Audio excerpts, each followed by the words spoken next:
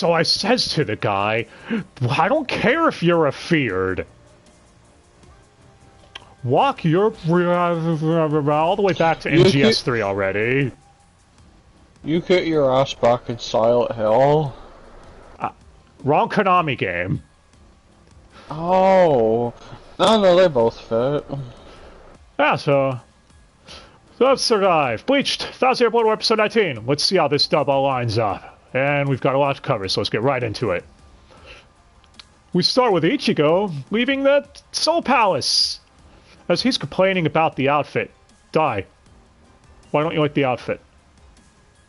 That's a lot of layers. He must not be in Florida. Maybe that's why he's complaining about it, because, you know, maybe it's Florida heat. I don't know. But yeah, Senjumaru, who made him the outfit, she says, hey, it'll protect you from the 72-layer barrier between the palace and the Seirete. You should be grateful. As Korinji, who's barely been here, is like, hey, Ichigo, you know, you can make it back in a week if you use Flash Step the whole way there. Ichigo's like, I'll do it in half a day. As long as I get there before the Quincy's attack. About that. Yeah, Ichibei is like, yeah, they attacked over 3 hours ago, which is what Ichigo paired. It's like, what? Why didn't you tell me? Yeah, funny thing is, this scene actually happens in the manga around the time episode 14 would have ended in the 1000 Year Blood War. So I kind of prefer them moving it here. But yeah.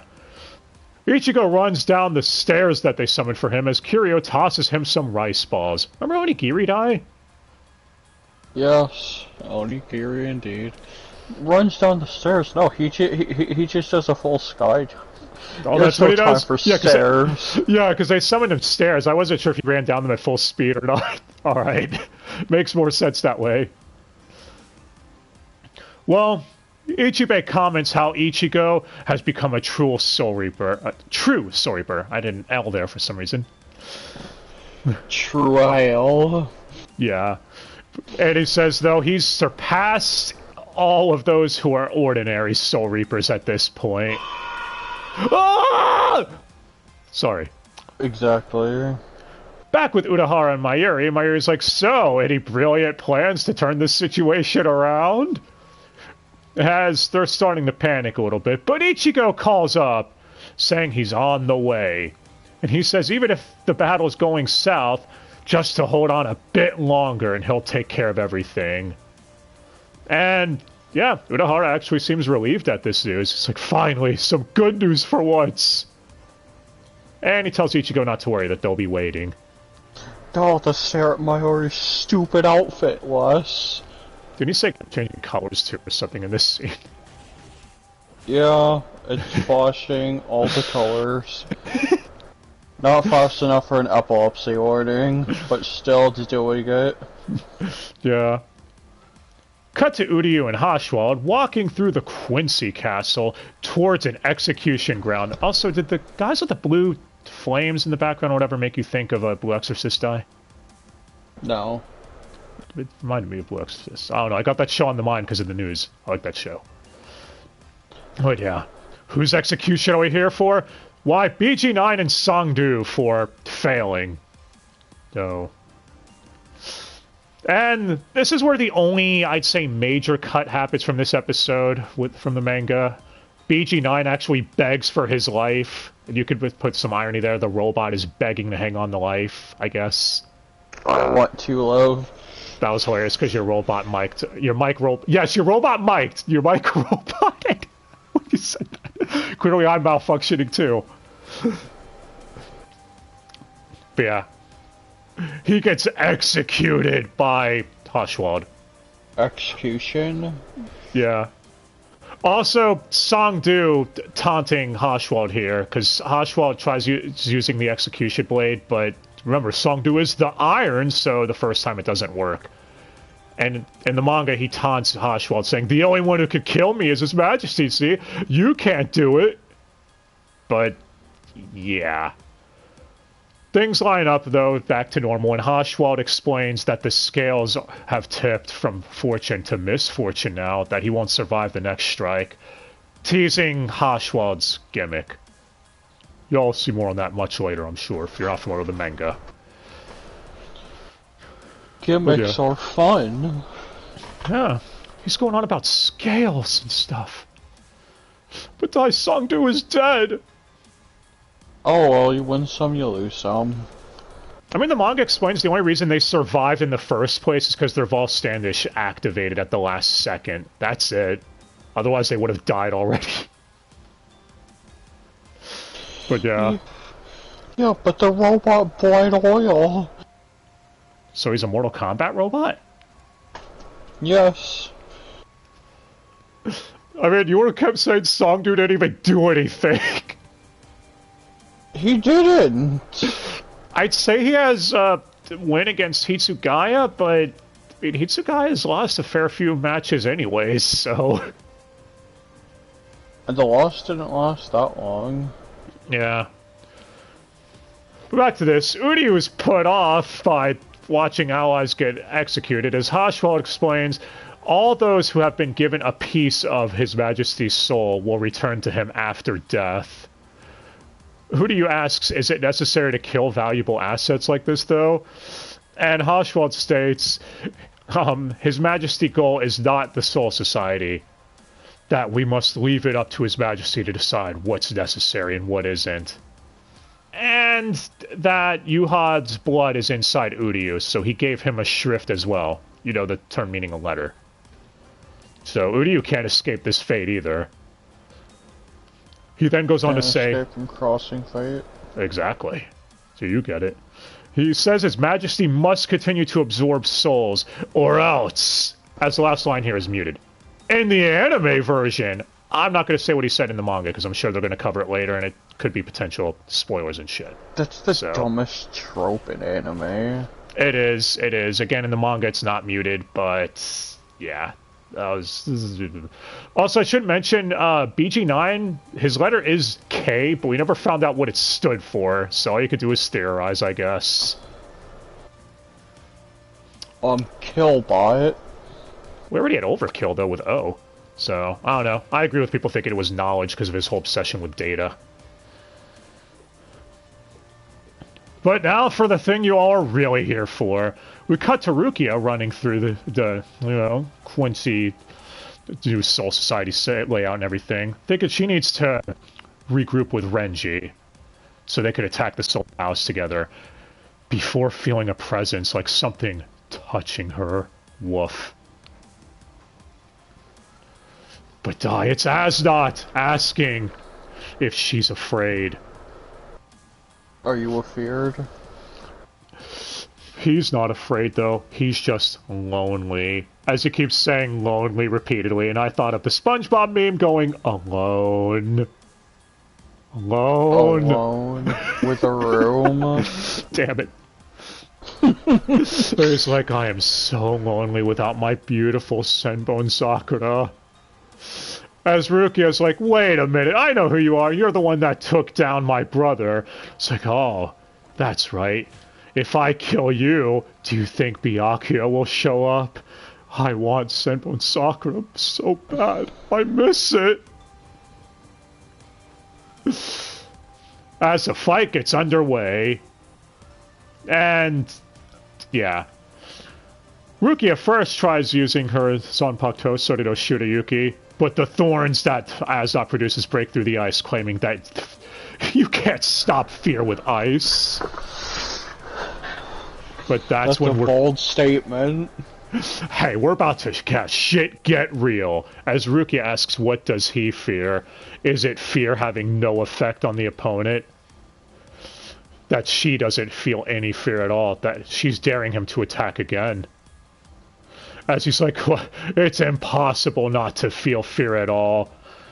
And this is when Rukia reveals Sorina Shurayuki's true form that she learned in the Soul Palace. Actually, does it look any different, Dai? Not yet. Okay. Yeah, she says it takes time for her body to adapt to its true form as she wants to reach absolute zero.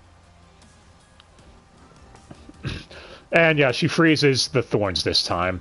As he says, you might have frozen them, but My attacks don't require an open wound to enter my victim's body. For every person, there are things that evoke fear in them. So you see, people could give a reason for feeling safe. Or they can't give a reason for feeling safe. When you ask them, well, what makes you feel safe here? They just say vague. It's like, I just do. Yes. But if they feel fear, even the dullest of simpletons can explain why they feel it. As he goes over things such as, it's too dirty, it's too cramped, it's too hot. I mean, I can relate to that one because of Florida, but I just find that mildly annoying. Not really afraid of it. It's too swamp. As you said, safety is tied to life, while fear is tied to death. Even those without a reason to live can give a reason that they don't want to die, for all living things have a survival instinct, and a survival instinct is nothing more than fear. Yeah, he says fear like 8 million times in this episode. Do not do the fear drinking game.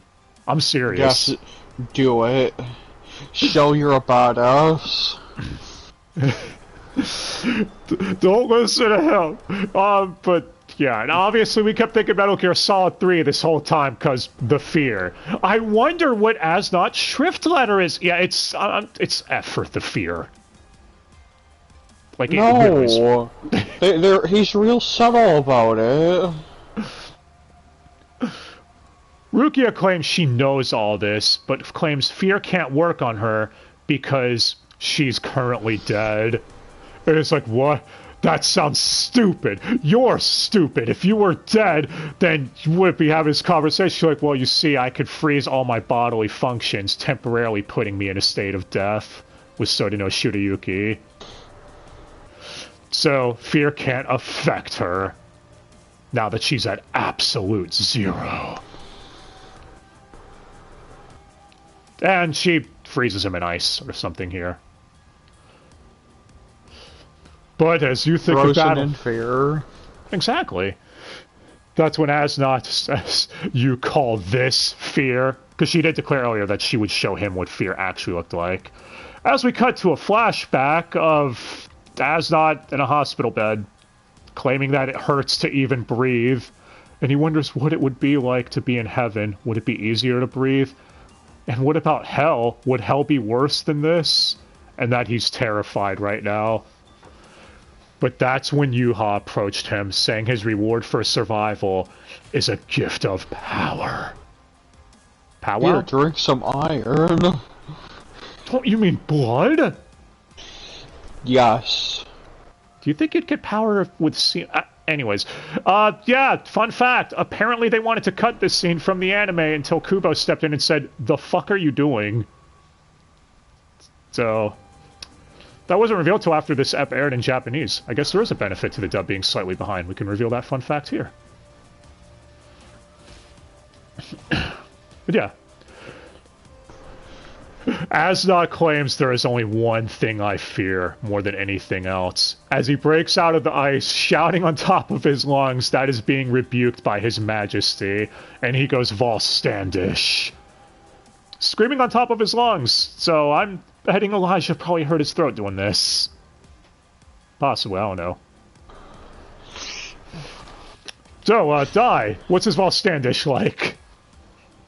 A silent hell monster, or a Cenobite. He has a bitchin' filter now, too. He also has no lips. How does he talk? Well, you should be more surprised he's not talking like Baraka. Yeah, but in this form, his fear now affects the eyes, that it doesn't need to seep into your body at all. As we see, Rukia is fearing, it's a typical bug thing again, like with Byakuya, but also decaying faces of Ichigo, Byakuya, Orihime. Oh, look at them, they all ate flies. That's silly. Hey, you get some revealing shots of Rukia during this too, you degenerates. I am ashamed of all of you. Also, all that imagery and those shots are anime only, so I guess +1 for anime. Asnot goes on during this whole thing saying, good... What's up? What? I thought you were going to say something. Sorry. I mean to cut you off if you were. But yeah, Aznot is monologuing, saying, good memories only last a brief time, but bad memories last way longer as past traumas return through nightmares. A fear once experienced will resonate with your brain once you close your eyes. Because, yeah, Rukia tried closing her eyes, but it was too late. And one nightmare, prelude to the another. Damn it! I knew it! I hate you! I hate you so much! But yeah, Rukia is terrified here, and Michelle Ruff does an amazing job, especially when she screams in horror at Aznot's bullshit. Aznot says it is time for him to burn her soul away in the fires of fear. That is such a fucking metal line, I'm not gonna lie. But that's when Byakuya arrives to save her at the last second, and Aznot seems happy to see him. His plan worked. So, Dai, who do you think would be happier to see Byakuya here? Aznot or Byakuya fangirl? What's the difference? Rukia warns him not to look him in the eyes, and Aznot shouts, it's too late! Byakuya's like, too late for whom, exactly? As he has swords everywhere. Aznot's like, oh, I see. You've surrounded this whole area with your Bankai! Byakuya just says, Bankai? You're a fool. This is only my Shikai. Oh, yeah, Byakuya clearly got a fucking power boost, huh?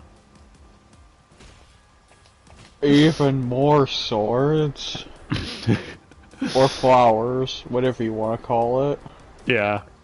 He says, thanks to you stealing my Bankai, I had to rediscover Senbon and Sakura and, you know, reform our bond and all that stuff. So I should be thanking you. As Aznot starts shouting, I will not kill you repeatedly, before ending it saying, I will keep you alive to experience fear for all eternity. Byakuya says to Rukia that she has become much stronger. But she's happy to finally be acknowledged. I mean, jokes aside, for Rukia and Byakuya fans that have been following this series for this long, I'm sure it was happy to see them finally, you know, come full circle with this shit. Especially with Byakuya, how he treated her back in day one. You remember Dai, right? Yeah. He was cold as shit to her and everything. He explains to her that fear feeds off anxiety and the insecurities in one's heart. And he asks Rukia, do you still feel fear? As she answers confidently, no. Aznot says, it's time to end this. I'm tired of this, Byakuya Kuchiki. Byakuya agrees that it is time to end it, but it won't be him dealing the finishing blow. As he says to Rukia that Aznot is the one who is afraid. And it's time for the hype moment that everyone was waiting for. Rukia's Bankai. Haka no Togame. So, Dai, how's this Bankai work? Everything is frozen now. Oh. There's also a big ice tree. Yeah. Everyone likes the ice trees. So see, Rukia has a Bankai! So I think everyone predicted was coming at some point. Yeah. I just wanted the few Bankais to change the person's appearance. Oh. She's wearing all white now, and her hair is white. Resembling her Zanpakuto, you mean? Since we saw it, so I know Shirayuki looked like in the, you know, Zanpakuto arc. Yeah, sure, let's go with that. Well, Aznot is scared, saying, I don't want to die repeatedly. That the pain scares him. Yeah, that the pain scares him. As the Bankai freezes him. And even the letter F is frozen, so that's what it stood for. Oh no, it's shattered. Oh. Guess it's not a letter anymore. Yep, so that was Aznot's whole thing. He was projecting his fear onto everyone else. He was the most terrified out of everybody. And Byakuya says that was a magnificent Bankai, but tells her the smallest mistake could easily end her own life, to be very careful when using it. Which makes sense. We already saw in her true Shikai state earlier that she couldn't last very long with her body in the temporary state of death, so who the fuck knows what this Bankai would do. It's kind of impressive in the whole Soul Society. There are only 2 ice soundbox types. Yeah, didn't you say the OP shows as not fighting an ice user? It's him dodging an ice attack. Yeah, so you don't even see who it's from, but yeah, it's it could like, have been Hitsugaya. Gee, I wonder who it could have been. There are totally so many people that use ice. Yeah, Hitsugaya already had his fight earlier, so process of elimination. There's Hitsugaya, there's Rukia, there's Hitsugaya and Rukia. Wait. Well, he says to Rukia, let's go protect this Soul Society together. So see, Byakuya and Rukia finally are on an even playing field now. He acknowledges her strength, Rukia is happy to be acknowledged.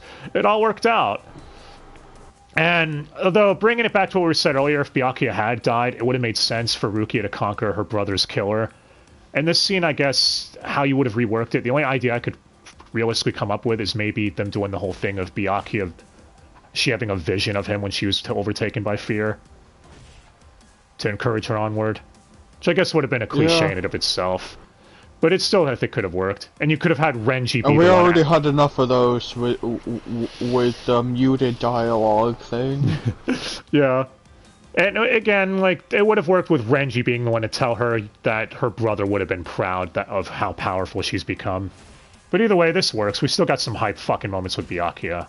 So, it is what it is. They're making the best out of keeping him around. But we're not done yet, because now we're back with Yachiru, bringing supplies that she's stealing from the Quincy encampments to Isane to use with the Soul Reapers. Because no one can catch Shoulder Lolly. Some things never change. But then a freak Quincy appears, as you kept describing. So just a Quincy? Yeah, he even snorts like a pig man. Like a goblin? Yeah, like a goblin pigman thing. As he's teleporting all around, Yachido even hits him, but he vanishes, and she's like, wait, I'm pretty sure I hit him, but what was I even trying to hit in the first place?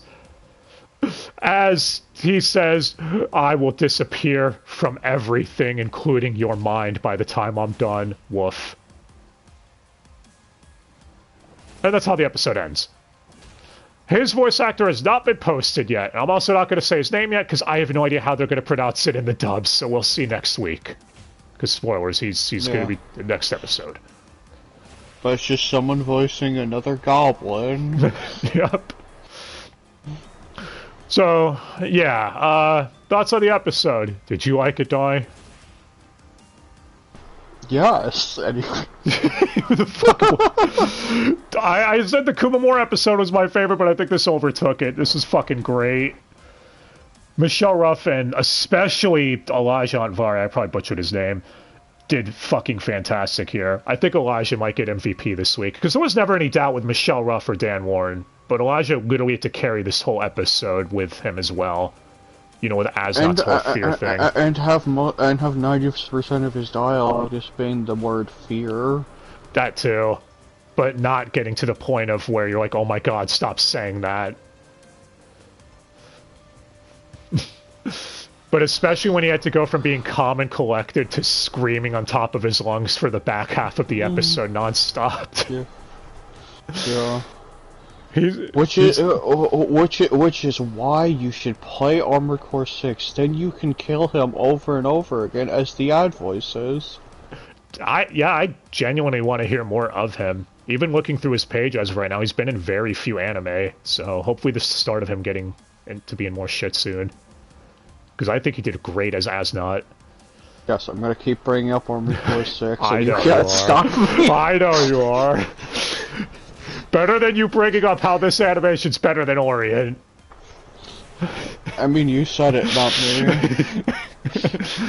me. But yeah, fucking fantastic episode. And so far, like, the dub has been really great, but I think this honestly might be the best dubbed episode in terms of everyone involved, with it being narrowed down to just Michelle Ruff and Elijah and Dan.